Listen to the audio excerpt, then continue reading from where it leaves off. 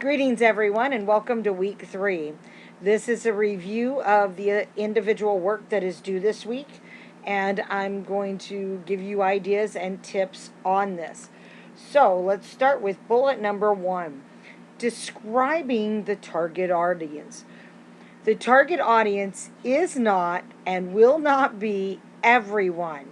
Please understand that not even Coca-Cola, who has the world's most recognized brand name, has everyone in their target audience. The reason for that is you are going to have different character traits in your target audience.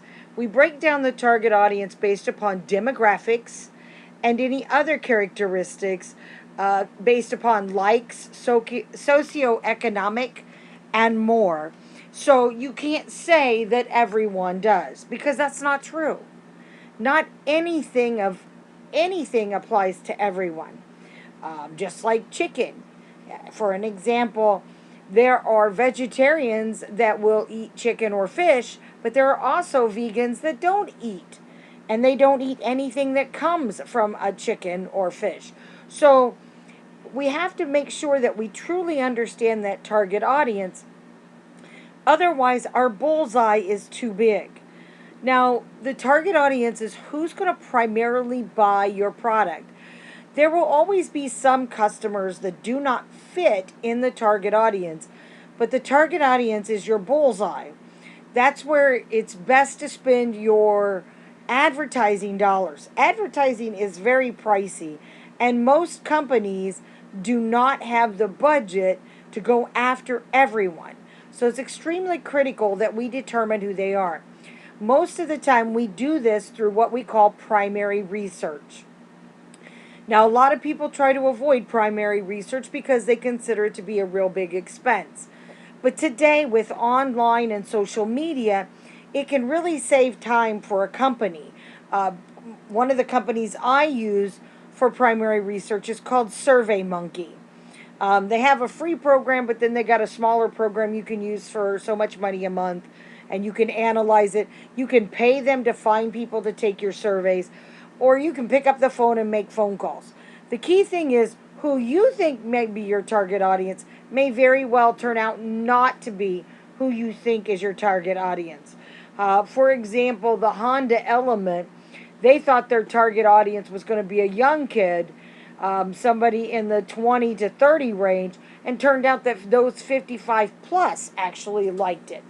So you have to be careful with that target audience. Another example is Coke versus New Coke. Many years ago, when the Coke-Pepsi rival began, Coke made the assumption that their drinkers wanted Coca-Cola to taste like Pepsi. So they came out with New Coke. Let's make it taste like Pepsi. The only problem is Coke fans didn't want Pepsi. They wanted Coke. So the New Coke flopped, and they brought back Coca-Cola Classic, and slowly New Coke went away. And ever since then, Coke and Pepsi have their great rivalry, which has been beneficial to both parties. But again, Coke failed to recognize their target audience didn't want a Pepsi product. They wanted their Coke products. So let's look at the target audience. First of all, is your target audience men or women? What age are they? Okay? What age group is more likely to buy your product? What race? And before you say that I'm picking on race and that it might be discrimination, the fact is not every product applies to every race. Some products are just that way. I give the example of urban wear. If you want to have an urban wear store, I, as my middle-aged Caucasian woman self, is not going to be your target audience. That's not my style. It's not my product. Skinny jeans, I'm sorry, again, not my style. So you have to look at that target audience in terms of age, gender, race, income, education. How many kids do they have? When I was in the car business, we used to look at what they drove. If they drove a BMW, our Cadillac store would market towards them because they were similar in terms of economic status. So you want to look at that. Okay. Next on, you want to look at likes or dislikes. Again, um, sorry, my nose is itching. Depending upon your product, you've got to look at whether that customer's going to like it. Um, if you're doing a restaurant, do they like that kind of food?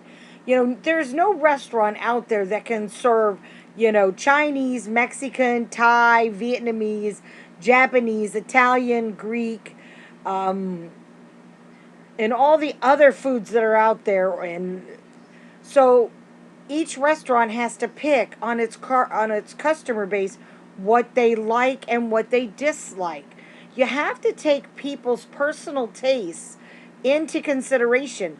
I make jewelry, and I happen to know that there are some people that all they want is real gold and real silver. Well, those are too expensive for my company's bottom line. So those are not the customers I'm going after. So you have to look at whether they're going to like it or not. The next third bullet point is describe the main points of difference of your product for this group. Okay, what problem these characteristics help solve in terms of it.